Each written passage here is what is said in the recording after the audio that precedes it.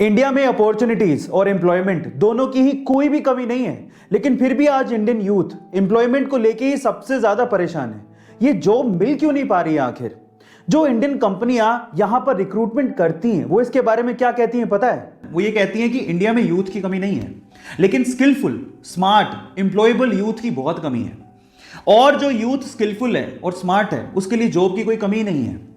अब इसको थोड़ा मैं स्टोरी के थ्रू समझाने की कोशिश करता हूं, ध्यान से समझिएगा जिससे आपको ज्यादा समझ में आएगा। एक बार दो दोस्त थे, एक का नाम था सतीश, दूसरे का नाम था महेश। दोनों ने स्कूलिंग, कॉलेज सब साथ में पूरा किया। मजे की बात यह थी कि उनकी सेम ही कंपनी में जॉब लग गई। दोनों ने बहुत हार्डवर्क किया पूरे साल भर बाद उनका प्रमोशन होना था। तो जिस दिन प्रमोशन था उस दिन बॉस आए। उन्होंने सतीश को प्रमोशन लेटर देते हुए कहा कि सतीश तुम्हारा प्रमोशन होता है। तब महेश ने पूछा कि सर मेरा? तो बॉस ने कहा कि महेश आई एम सॉरी, तुम्हें प्रमोशन नहीं मिल पाएगा, इस साल तो कम से कम नहीं मिल पाएगा, वर्क हार्ड। तो ऐसा करके बॉस अपने कैबिन में चले गए। महेश उदास हो गया।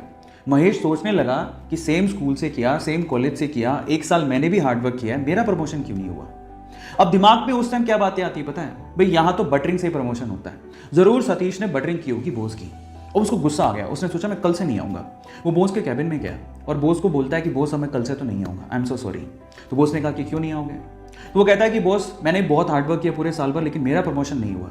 अब मुझे ऐसा फील होता है कि इस कंपनी में सिर्फ बटरिंग करने वालों का ही प्रमोशन होता है। मतलब वो डायरेक्टली सतीश पे ब्लेम लगा रहा था कि सतीश ने बटरिंग की है, लेकिन बॉस तो ये जानता था कि सतीश ने बटरिंग नहीं की है। सतीश ने वाकई में हार्डवर्क किया है, वो स्मार्ट है, महेश से स्मार्ट है। अब इस चीज को प्रूव कैसे करें? अब बॉस ने लगाया दिमाग, इसीलिए तो वो बॉस है।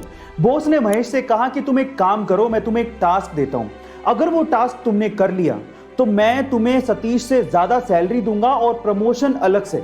तो महेश ने कहा ठीक है। तो बॉस ने कहा तुम एक काम करो, अभी जाओ बाहर, तो हमारे इलाके में पता करो कि आम कौन बेचता है।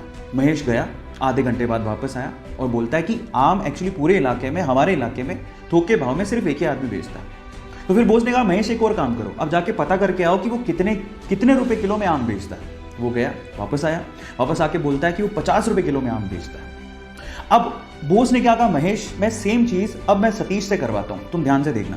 तो उन्होंने सतीश को बुलाया और सतीश को बोलता है कि सतीश एक काम करो, इस इलाके में जो आम बेचता है उसकी खबर लेके आओ कि कौन कौन आम बेचता है। सतीश गया मार्केट में और वापस आया आधे घंटे बाद, और सतीश ने जो कहा महेश उसको देखता रह गया।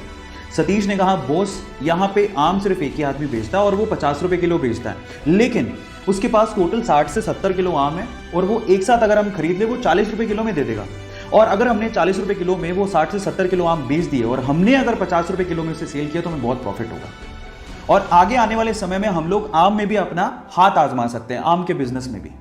अब आप समझिए कि सतीश और महेश में क्या फर्क था।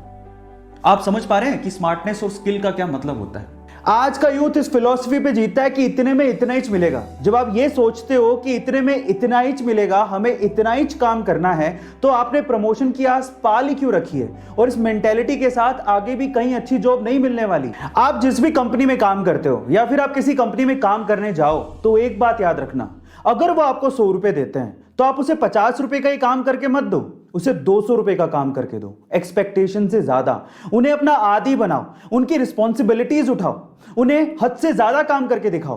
तब मैं आपको गारंटी लेता हूं कि फ्यूचर में आपको ना तो कभी जॉब की प्रॉब्लम होगी ना ही प्रमोशन की। यही सबसे अच्छा तरीका है।